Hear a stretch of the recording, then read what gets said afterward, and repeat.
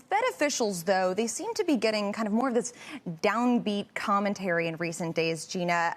Is that a net positive as it indicates the potential for more stimulus? Or do you think it's a net negative because they're trying to say something about where the economy is actually at right now? Well, this is a double-edged sword because what leads you to more stimulus is inevitably very bad news.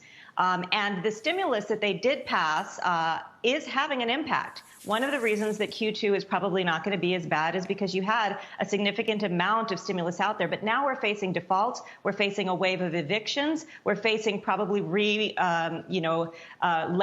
that are going to come after PPP measures are done.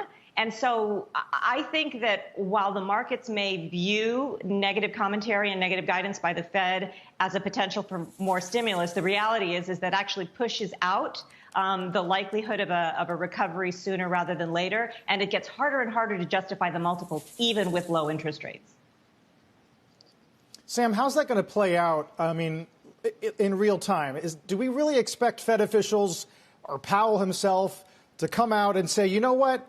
We think vaccine development is on a real track, and we're going to start to pull back now?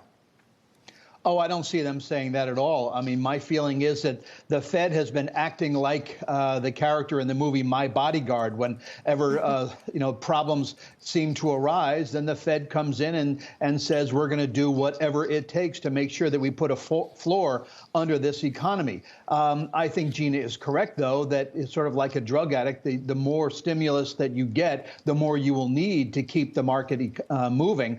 And so if we continue to get additional stimulus, then that could be a problem longer term, certainly for the deficit.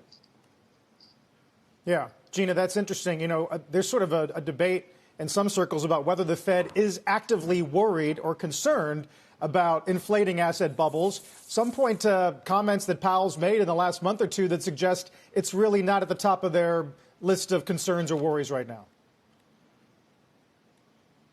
Well, I think the Fed is very misguided, and many central banks, by the way, have been very misguided about how they conceive of inflation targeting, because inflation targeting assumes that all of the monetary stimulus that's printed into the economy makes it into goods and services pricing. But what we have actually observed over the last 2-3 decades is that, in fact, that excess money supply, that goes into asset pricing. These valuations are being justified by that excess money, but there's no value being created. I think that's the bigger problem.